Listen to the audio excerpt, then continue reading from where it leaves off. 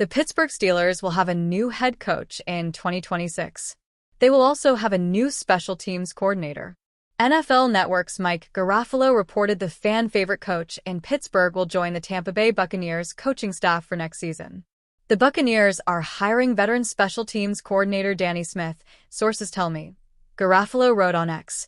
Now 50 years into his coaching career, Smith is still going and still considered one of the best in the biz. On to Tampa for 72-year-old, gum-chewing Smith.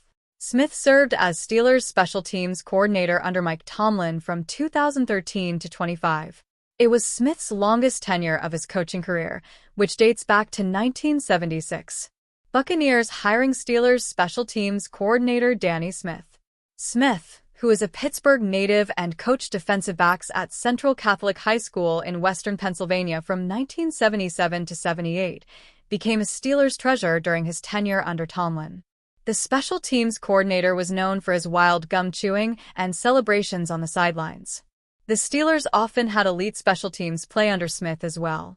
In Smith's 13 seasons, Pittsburgh routinely blocked kicks. The Steelers have also featured one of the best kickers in the league, Chris Boswell, since 2015. Smith isn't leaving the Steelers because the franchise didn't want him to return. The organization released all coaches of their contracts, though, following Tomlin's resignation. If any assistant is going to return to Pittsburgh in 2026, the next head coach will have to hire them. The Steelers are currently going through their due diligence of hiring their next head coach. Smith elected to take the job in Tampa rather than see if he still had a role with the Steelers, where Steelers' special teams unit could improve in 2026. While the Steelers' special teams unit was a strong group in several areas, it didn't excel everywhere. One place where it didn't was in the kick return game. With news of Smith heading to Tampa Bay surfacing Tuesday afternoon, Steelers Depot's Alex Kozora detailed the team's struggles with kick returning. Pittsburgh has been abysmal under the dynamic kickoff change, Kozora wrote on social media. 32nd in KR average last year. 28th this year. Long of 37. No juice, no big plays. Not helping the offense. Anyone who has watched the Steelers' offense the past couple seasons knows the unit could have used the field position help from the kickoff return team. But that didn't happen. The Steelers even gave up points on kickoff returns. In Week 2 versus the Seattle Seahawks, rookie Caleb Johnson muffed a kickoff because he appeared to misunderstand the NFL kickoff rules. The Seahawks recovered the muff for a touchdown. Johnson didn't return kickoffs after that mistake. Fellow running backs Jaylen Warren and Kenneth Gainwell returned kickoffs by the end of the season. It's unusual for a team to feature both of its top running backs in that role. But in 2025, Warren and Gainwell appeared to be the team's best options on kickoff returns. The top priority for whomever becomes Pittsburgh's next special teams coordinator is to improve the kickoff return team. The Pittsburgh Steelers need a head coach this offseason, but their search for key pieces won't end there. After hiring a new leader for the first time in 19 years, the Steelers will need to fill their coaching staff. They'll also need to find a starting quarterback. Despite players asking for Aaron Rodgers to return for 2026, it's unlikely the Steelers bring back the 42-year-old QB. Instead, they'll look for other options in the NFL draft and free agency, with names like Ty Simpson out of Alabama and Malik Willis from the Green Bay Packers seemingly topping most lists out there. Pittsburgh may miss out on Willis, though. ESPN's Jeremy Fowler has made it known that with the Miami Dolphins hiring Jeff Hafley as their new head coach, Willis could go with his former defensive coordinator. Willis made some coin with his performance in relief of Jordan Love in Green Bay, showing dual-threat ability that a new offensive mind could mold, Jeremy Fowler wrote. No regime will know Willis's strengths better than Miami, which just hired a brain trust of GM John Eric Sullivan and head coach Jeff Hafley from Green Bay. The Packers valued Willis's development, and Miami could bear the fruits of that labor. Steelers could be great fit for Willis. The Steelers don't have a quarterback. Will Howard and Mason Rudolph would battle for the starting job in 2026 if the season started today. Pittsburgh doesn't want that, but they're also aware of their circumstances this offseason. With a not-so-impressive draft class ahead of them, the Steelers could choose to wait for a quarterback in next year's draft. 2027 is expected to have a ton of interesting names like Lenora Sellers and Arch Manning, and could be a better option for Pittsburgh to find their next long-term QB. That would mean that this season, they'd be looking for a bridge player.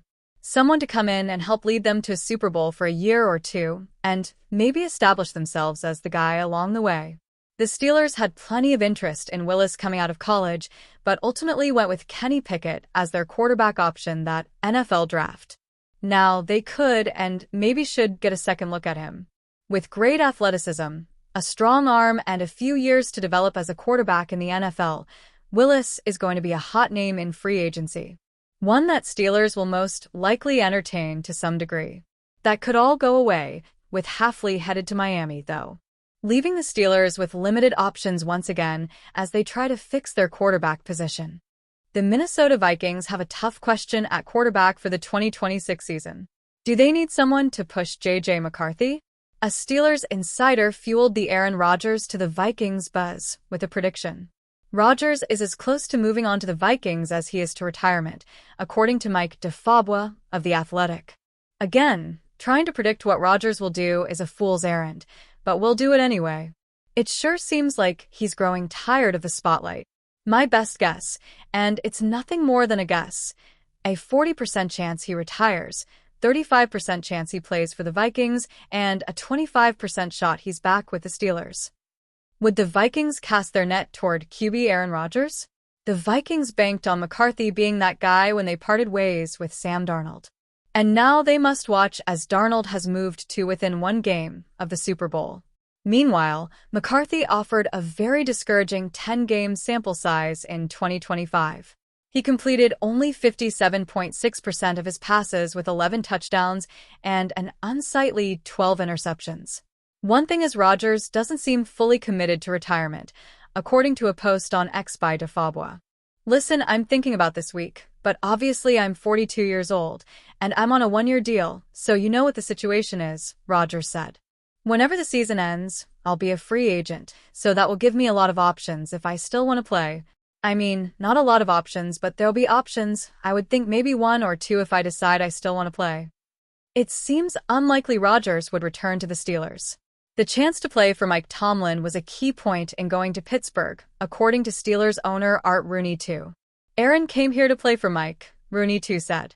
I think it will most likely affect his decision. Other possible options other than the Vikings don't seem to make much sense. The Athletic mentioned the Texans, but they have C.J. Stroud. And with 3 straight playoff appearances, it doesn't seem like a good idea to give up on him just yet. Another mention was the Dolphins. But that organization is a mess. It seems like something Rodgers would avoid at all costs. So, perhaps it's down to Vikings or retirement.